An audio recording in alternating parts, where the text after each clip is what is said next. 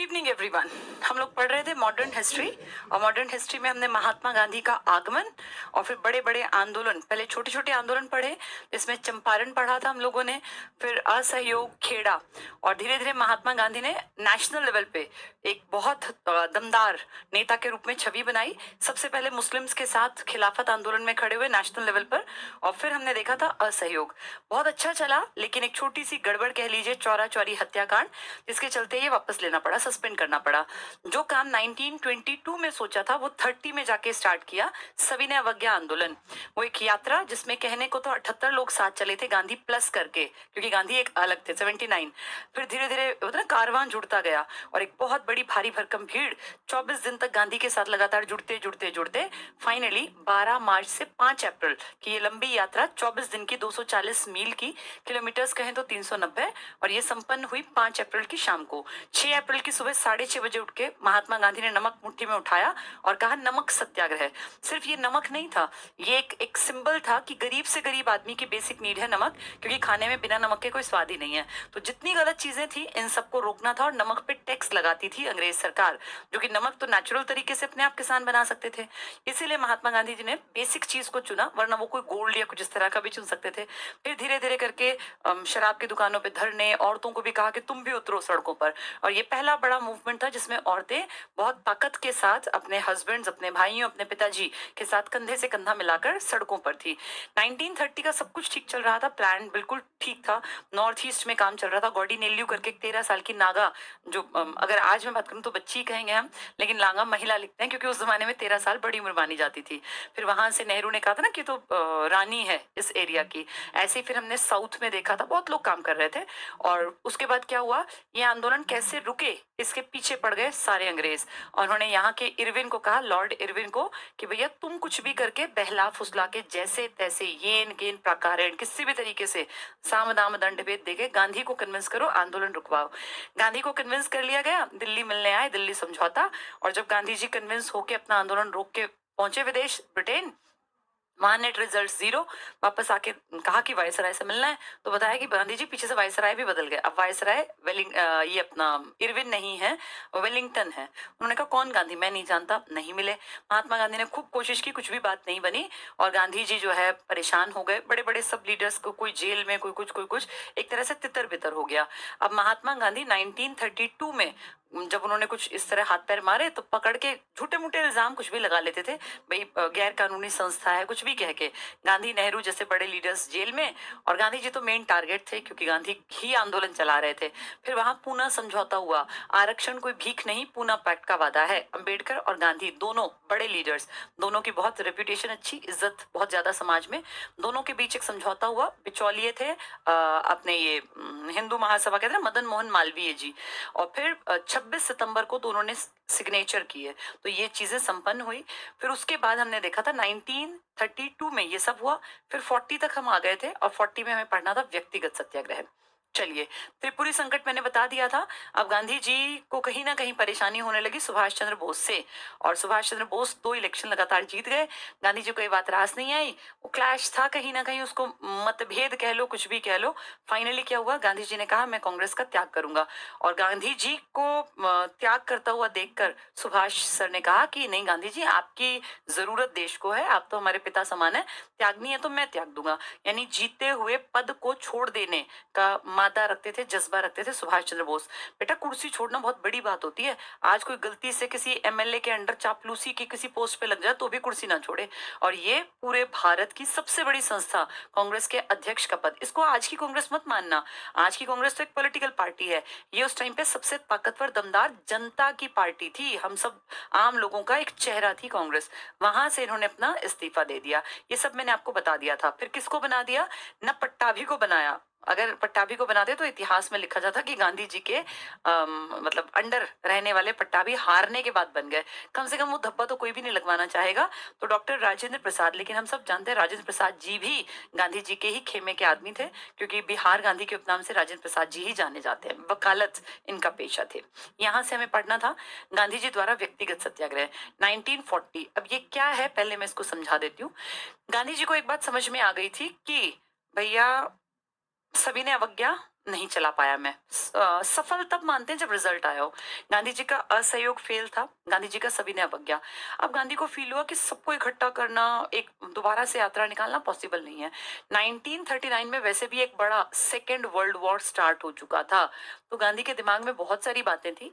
इसीलिए उन्होंने 1940 में प्लान किया कि भैया ऐसे एक साथ इकट्ठे होके एंटी सरकार के काम करना तो बड़ा मुश्किल है, तो एक काम करो, हर आदमी जहां बैठे हो वहीं पे सत्याग्रह कर दो, व्यक्तिगत सत्याग्रह।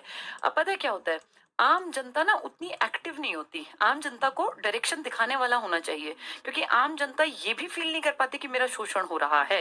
वो ये महसूस कराए कि आपका तो शोषण हो रहा है। इंडियंस में तो खासकर ये आदत है, क्योंकि हम 200 साल तक अंग्रेजों के राज में थे, तो 1940s तक तो हमारा दिमाग ये था कि जो हो रहा है ठीक है, एडजस्टमेंट करना हमारा ब्लड में शामिल हो गया था, हमारे खून में था। तो हमें चीजें गलत कोई दिखाने वाला मिलता तो हम सोचते थे, अदरवाइज हमें लगता था ये तो पार्ट ऑफ लाइफ है, चलता रहेगा, कोई बात नहीं। गांधी जी उनमें से एक थे, भगत सिंह उनमें से एक थे, बोस उनमें से एक थे। ये अलग बात है कि तीनों का तरीका अलग था। न बोस के विचार भगत सिंह से मैच करते थे, और न ही बोस के विचार गांधी जी से। उनकी अपनी एक अलग विचारधारा थी, भगत सिंह की अपनी विचारधारा, गांधी की अपनी। गलत कोई नहीं होता बेटा, हर किसी का अपना एक नजरिया होता है। तो तीनों देश में नामी गिरामी लीडर्स हैं, तीनों की फैन फॉलोइंग थी, तीनों का टारगेट था भारत को आजाद कराना, लेकिन तरीका रास्ता अलग अलग था। भगत सिंह थे क्रांतिकारी, कि भैया तुरंत मर्डर कर दो, जो गलत हमारे साथ कर रहे हैं हम उनके साथ गलत करें तो इसमें क्या गलत हो गया। ये थोड़ा सा होता है ना एकदम से गुस्से वाले, कि भैया टिट फॉर टैट, हमारे साथ जो कर रहे हैं हमें भी तो मार ही रहे हैं, फांसियों पे लटका रहे हैं, हम भी मार दें, हम भी मर्डर कर दें। सुभाष चंद्र बोस थोड़े से एडवांस थे इससे। वो कहते थे इनको मारने से सब तो नहीं मरने वाले, तो ये ना करें, बल्कि एक दल का, एक प्लेटफॉर्म, ताकतवर का सहारा ले और इनको टाइम पे इनको परेशान करें। गांधी का कहना था कि भैया जो बेचारा पहले ही परेशान है, दुखी है, पर अगर कोई मुसीबत में है, अंग्रेज खासकर, तो उनको दुखी मत करो। यानी तीनों का अपना अपना नजरिया है। अब गलत ठीक बेटा आज आप लोग और मैं कह सकते हैं, क्योंकि हम तो तीनों को देख रहे हैं, लेकिन उस टाइम पे तो वो तीनों अपने आप को नहीं देख पा रहे थे ना, उन्हें लग रहा था मैं ठीक हूँ। तो इसलिए ये मत सोचो कि ये अच्छा ये बुरा है, सोचो वो अपनी तरफ से बेस्ट कर रहे थे। जितनी जैसी जिसमें बुद्धि होती है ना, हर आदमी जो पढ़ा लिखा है वो ठीक करने की कोशिश करता है। न गांधी गलत थे, न बोस गलत थे, न भगत सिंह। अगर इनमें से कोई सा भी गलत होता तो फिर आज हम इनके बारे में क्यों पढ़ते होते। ऐसे बहुत सारे और लोग भी तो थे जिनके बारे में इतिहास बिल्कुल चुप है, कुछ लिखा ही नहीं गया। इसका मतलब सबके अपने अपने नजरिया होता है, और उस नजरिए को जब आप समझेंगे तो आपको लगेगा वो बिल्कुल ठीक था। इसीलिए आज लोग भगत सिंह की भी इज्जत करते हैं, क्योंकि उस नजरिए को हम समझने लगे। हम बोस की भी इज्जत करते हैं और हम गांधी की भी रिस्पेक्ट करते हैं, तो तीनों की रिस्पेक्ट है, जबकि तीनों के क्लासेस थे। चलिए, व्यक्तिगत सत्याग्रह क्या था। गांधी ने कहा भैया जो बड़ा बड़ा कोई भी एक आदमी, जिसको आप नेता कहते हैं, ये जनता के बीच में जाएगा, मैं कोई आंदोलन नहीं चला रहा, लोकल एरिया में जाओ। भाई सुबह ये अपना ये है ना, मान लीजिए नेहरू, तो नेहरू अपने एरिया में जहां वो रहते हैं उसके आसपास अपनी मीटिंग अरेंज कराएं। यहाँ 100-200 लोग गांव के आसपास के 400-500 इकट्ठे हो गए, नेता भाषण देगा, उनको सिखाएगा, समझाएगा, एक थॉट प्रोसेस चलाएगा, विचार देगा कि भैया हम लोग इनके अंडर हैं, और ऐसी क्या जरूरत है कि ये हम पे राज करें, हम अपना राज खुद क्यों नहीं चला सकते। ठीक है, एक टाइम पे हम पिछड़े थे, आज तो हम सब कुछ सीख गए। हमारे ही देश के लड़के अब तो आईएएस भी बन रहे थे। उस जमाने के आईएएस में शब्द बोल रही हूँ, उस टाइम उसका शब्द था पब्लिक सर्विस कमीशन। तो कहा कि भाई क्या दिक्कत है, हम खुद क्यों नहीं काम करते। अब जनता के दिमाग में बात गई कि हाँ ठीक है, हम अपना काम खुद कर लें, मालिक ये क्यों बने हुए हैं। तो ऐसे कर करके नेता जाते और गांव के लोगों के सामने इस तरह से बातें करते। अंग्रेजों को खबर मिलती, खबरी थे ना, मुखबिरी होती थी, गांव गांव में मुखबिर थे इनके। तो कहते भाई ऐसे ऐसे नेहरू आए हैं और वो तो लोगों को बड़ा उकसा रहे हैं, भड़का रहे हैं। तो पुलिस आ जाती और पुलिस आके उस नेता को पकड़ के ले जाती। तो ऐसे ढेर सारे नेता गिरफ्तार हुए। ये था व्यक्तिगत सत्याग्रह। इसमें पूरे देश में ऐसा नहीं है कि एक ही आदमी को हम रोल मॉडल मान रहे हैं, जैसे गांधी जी का, ऐसा नहीं है। लोकल लेवल पे लीडर्स, इसे कहते हैं व्यक्तिगत, यानी पर्सनल। एक एक आदमी ने जाके सत्याग्रह सिखाया लोगों को। और 1940 में जो सबसे पहले इसमें पकड़े गए, उनका नाम था विनोबा भावे। विनो विनोबा, विनोबा भी लिख देते हैं, विनोबा भावे। ये बहुत बड़े लीडर हैं, आगे जाके आप इनका नाम कई सारी चीजों में पढ़ेंगे। और देश की आजादी के बाद एक आंदोलन चला था, भूदान आंदोलन, उसमें भी इनका बहुत बड़ा योगदान था। इनफैक्ट इन्हीं के नाम के साथ पहला नाम लिया जाता है, भूदान आंदोलन, विनोबा भावे, 1951 में। तो विनोबा भावे सबसे पहले गिरफ्तार हुए। इसके तुरंत साथ साथ गिरफ्तार हुए थे हमारे पहले पीएम जो बनेंगे आगे जाके, पंडित नेहरू। तो 1952 में इलेक्शन के रिजल्ट के बाद ये पीएम बनेंगे, और 51 में आजादी के बाद ये चलाएंगे भूदान आंदोलन। इन दोनों के अलावा फिर ढेर सारे, अब किस किस की लिस्ट पढ़ी जाए तो 2 नाम इंपॉर्टेंट है वो बता दिए। ये था व्यक्तिगत सत्याग्रह। जब ये सब चल रहा था तो सेकेंड वर्ल्ड वॉर भी धीरे धीरे धीरे हावी हो रहा था, और इस हावी होने के कारण 1941 में अमेरिका ने घोषणा की स्पष्ट कि अब मैं प्रॉपर तरीके से युद्ध करूंगा। अमेरिका अगर ये घोषणा करेगा तो वो किसी किसी का नुकसान भी करेगा, क्योंकि अमेरिका आज से नहीं, बहुत पहले से, पिछली सदी से महाशक्ति है, तो ये खतरे की घंटी थी। अमेरिका अगर इस तरह से कह रहा है तो ये बहुत सारे देशों का नुकसान होगा। अब इसके ये कहने के बाद ब्रिटेन पे भी दबाव आया कि भाई इंडिया, अब टाइम है, कहीं इंडिया के लोग भड़क जाएं और हमारे सिर में वहां भी दर्द करें, तो तुम अपना 100% कैसे दोगे लड़ाई में। अमेरिका, ब्रिटेन, रशिया, चाइना जो है ये इकट्ठे थे ना सारे, फ्रांस वगैरह।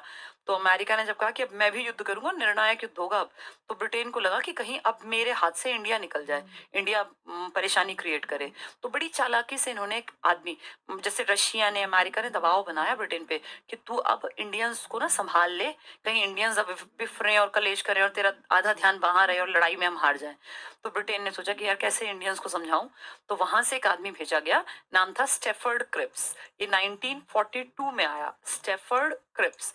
इसी को कहते हैं क्रिप्स मिशन, क्रिप्स प्रस्ताव ये लेकर आया ब्रिटेन से। बड़ा चालाक सा आदमी था, इसने बड़े अच्छे ढंग से अपनी बातों को रखा। अब जैसे देखो कितना बेवकूफ समझते होंगे, पहले इन्होंने सेम बातें हमारे 1930 वाले उसमें भी की थी ना कि आ जाओ ब्रिटेन बात कर लो। अब ये क्या कह रहा है, क्रिप्स आके यहाँ बैठक करते हैं, बड़े बड़े लीडर्स, गांधी भी थे, और कहते हैं कि अभी हम सेकेंड वर्ल्ड वॉर में उलझे हुए हैं, जैसे ही सेकेंड वर्ल्ड वॉर से फ्री होंगे आप इंडियंस को हम डोमिनियन स्टेट का दर्जा देंगे, डोमिनियन स्टेट, और इसी को स्टेटस भी लिखते हैं, स्टेटस। अब ये है क्या, डोमिनियन स्टेट या डोमिनियन स्टेटस का मतलब है कि जैसे ही सेकेंड वर्ल्ड वॉर खत्म होगा हम आपको आधी आजादी देंगे। आधी कैसी, अपने देश के काम आप कर लेना, लेकिन बड़े और जो भारी भरकम काम है उसके लिए हम इंडिया को संभालेंगे, बड़े अच्छे शब्दों में कि हम इंडिया का ध्यान रखेंगे। गांधी ने कहा तो तुम बेवकूफ बना रहे हो, सेकेंड वर्ल्ड वॉर जब खत्म होगा तो तुम हमें आजादी दोगे अपने काम की, और नहीं दी तो कहा नहीं देंगे, आजादी क्यों नहीं देंगे। बोले फर्स्ट वर्ल्ड वॉर में भी तुमने यही कहा था कि एक बार हमारी मदद करवा दो गांधी और फिर हम तुम्हारे देश में बहुत हद तक आजादी देंगे। मैंने तो बुरा बन के हरियाणा पंजाब के लड़कों को ये तक कहा कि जाओ इनके लिए लड़ो, मरना पड़े मरो, भारत की आजादी के लिए तुम्हें अगर शहीद भी होना पड़े तो कोई दुख मत मनाना। कितने ही लड़के हरियाणा पंजाब के गांधी के कहने पर शरीक हो गए थे इनकी लड़ाई में, हमारी लड़ाई थोड़ी थी फर्स्ट वर्ल्ड वॉर। तो अब ये क्रिप्स अपनी बात को कितना ही रख लें, लेकिन अब इनके मुंह पे कालिख फूट चुकी, अब हमें इनकी बातों पे विश्वास नहीं रहा। गांधी ने इसके बारे में कहा बातचीत सुन के कि ये एक पोस्ट डेटेड चेक है, यानी इस पे एक ऐसी तारीख डाल दी जो शायद निकट भविष्य में आने वाली नहीं है। नेहरू ने फिर जोड़ा जिसका बैंक जल्दी नष्ट होगा, यानी ये जो हमें चेक दे रहे हैं, इमेजिन करो कोई तुम्हें आज चेक दे कि ले भैया इस पे लिख दिया 10 CR, इतने करोड़ रुपए तुम मेरे बैंक अकाउंट से निकाल ले, लेकिन तू इसको कैश कराएगा जो मैं तारीख लिख रहा हूं, 1/1/3050। तो इससे पहले ये कैश नहीं होगा, इस तारीख को ये कैश होगा। तो सेकेंड वर्ल्ड वॉर जब खत्म होगा तब ना, अब क्या पता कब खत्म होगा उस जमाने में। अब तुम सोचो इतने का तुम्हें कोई चेक दे दे तो क्या तुम इतने तक बैठे रहोगे, तुम 1 जनवरी 3050 में तुम रहोगे, तुम उस चेक को कहा, और जो ये कह रहा है कि मैं ये तुम्हें दूंगा पैसे, क्या वो रहेगा, तुम्हारी कितनी पीढ़ियां बीत जाएंगी। तो ऐसे चेक का तुम करोगे क्या, इसकी वैल्यू तो जीरो है। वो कहे भाई इससे पहले एक भी रुपया नहीं निकलेगा, 31/12/3049, 49 को रुपए नहीं निकलेंगे, तो फिर क्या करेंगे ऐसे चेक का हम, ये तो हमारे लिए यूजलेस है। यही गांधी ने कहा कि जो बात तुम कह रहे हो ना, इसका क्या पता कब तुम सेकेंड वर्ल्ड वॉर से फ्री होगे और तुम हमें आजादी दोगे, कल को तुम्हारी इस बात पे, आज मेरे साथ ये हो चुका। गांधी ने क्या कहा, मैंने इरविन से बात की, इरविन की बात पे भरोसा करके मैं गया विदेश, आया तो वेलिंगटन ने कहा कौन इरविन, मैं क्या जानू, मुझसे तो बात नहीं की, ऐसे ही कल को तुम्हारे साथ होगा। तुम आज ये जबान दे जाओ, कल को सेकेंड वर्ल्ड वॉर खत्म होगा, पूछेंगे कौन स्टेफर्ड क्रिप्स, यहाँ नहीं है स्टेफर्ड, मर गया, तो फिर हम कहाँ जाएंगे। गांधी अपनी जगह सही थे, गांधी ने इनकी बात को अनसुना अनदेखा कर दिया, यानी ये फेल हो गया। सेकेंड वर्ल्ड वॉर में जो ये स्टेफर्ड क्रिप्स का क्रिप्स मिशन आया था, जो हमें कह रहा था डोमिनियन स्टेटस का दर्जा देंगे, तुम्हें बहुत हद तक आजादी देंगे, हमने इसकी बात नहीं मानी। अब इसके फेल होने का एक फायदा ये हुआ कि गांधी को फील हुआ कि अब टाइम है आंदोलन चलाने का, क्योंकि ये प्रेशर में है, जब ये प्रेशर में होते हैं तभी ये आदमी भेजते हैं। इरविन प्रेशर में था तभी कहा ना दिल्ली की गांधी जी आ जाओ बातचीत करनी है, ये बिना बात नहीं बुलाते थे। अब स्टेफर्ड क्रिप्स अपने देश से उठ के आया प्रेशर में ना, गांधी जी को फील हुआ अब सही टाइम है, अब मुझे बड़ा आंदोलन छेड़ना है। तो गांधी जी ने 8 अगस्त 1942 को मुंबई में एक जगह है ग्वालिया टैंक। यहाँ पर एक बड़ी बैठक, बहुत बड़ी बैठक, इनफैक्ट एक पूरा सम्मेलन था ये। कांग्रेस की बैठक थी। 3 दिन की बैठक रखते थे ना ये हर जगह कहीं कहीं पर। तो ये ग्वालिया टैंक नाम की जगह पर मुंबई में बैठक थी। इसमें अध्यक्ष तो कोई और थे, लेकिन गांधी जी मंच पे थे और गांधी जी ने भाषण दिया और एक बड़ा नारा दिया, करो या मरो, अंग्रेजों भारत छोड़ो। बहुत बड़ी बात थी।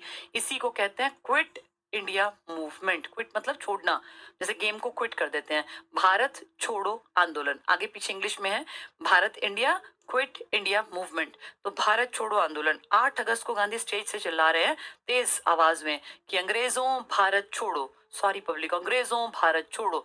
बस चल पड़ा भारत छोड़ो आंदोलन, नाम ही ये दे दिया। फिर कहा करो या मरो, बहुत बड़ी बात। गांधी ने यहाँ कहा था डू और डाई, इसी को कहते हैं करो या मरो। गांधी जैसा बड़ा लीडर मरने की बात कर रहा है, ये बात हजम नहीं होती। इसका मतलब पता है क्या है? इसका मतलब है लोगों के लिए है ये, या तो देश को आजाद करा लो, और अगर नहीं करा सकते ना तो मरना तय कर लो। मरना मतलब ऐसे मत जाके कूद जाना कहीं आग में पानी में। मरना मतलब लड़ना भी पड़े तो लड़ने से गुरहेज मत करना, परहेज मत करना। इसका क्या मतलब है? कई लोग कहते हैं गांधी ने लड़ने का कभी नहीं कहा। गांधी ने एक बात कही थी कि जब जहां तक हो सके शांति रखो। लेकिन अगर बात ये हो ना, ये पता नहीं कौन गलतफहमी फैलाता कि कोई एक थप्पड़ मारे गाल पे दूसरा आगे करो। गांधी ने क्या कहा? अगर कभी मेरे सामने कायरता और इसमें से हिंसा में से चुनने का मौका आया, यानी कभी किसी ने मेरे सामने ऐसी स्थिति बना दी कि मैं या तो हिंसा करूं या फिर मैं कायरता करूं, तो गांधी के शब्द थे ये कि मैं हिंसा को इंपॉर्टेंस दूंगा। गांधी जो हमेशा कहते थे सत्य अहिंसा सत्याग्रह, उस आदमी की जबान थी ये कि अगर मुझे कायरता और हिंसा में से एक चुनना पड़ा ना, कि या तो हिंसक बन जाए या कायर, तो मैं हिंसा चुनूंगा। यानी कायर नहीं बनना चाहिए। हमने बहुत साल वेट किया। गांधी 1915 से कोशिश कर रहे थे आजादी आजादी आजादी, 15 से 25 गया, 35 गया, 45 आने वाला, 30 साल से वेट कर रहे हैं। तो फिर महात्मा गांधी ने कहा बस अब तो पानी सिर पे से गया, ये तो हर तरह से अपने फायदे देखते हैं, अब और नहीं, अब कायरता नहीं, अब अगर जरूरत पड़ी तो हिंसात्मक गतिविधि।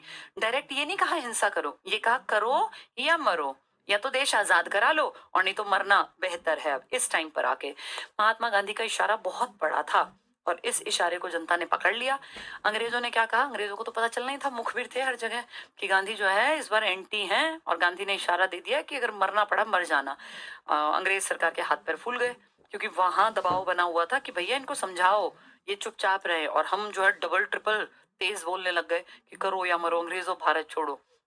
ये बात वायसराय जानता था कि भैया इससे तो मेरी बेइज्जती होगी, वहां मेरी पेशी होगी। उसने तुरंत रात में ऑर्डर पास किया कि उठा लो गांधी को। गांधी तो लीड करेंगे ना, कल आंदोलन चलेगा क्विट इंडिया, उठा लो।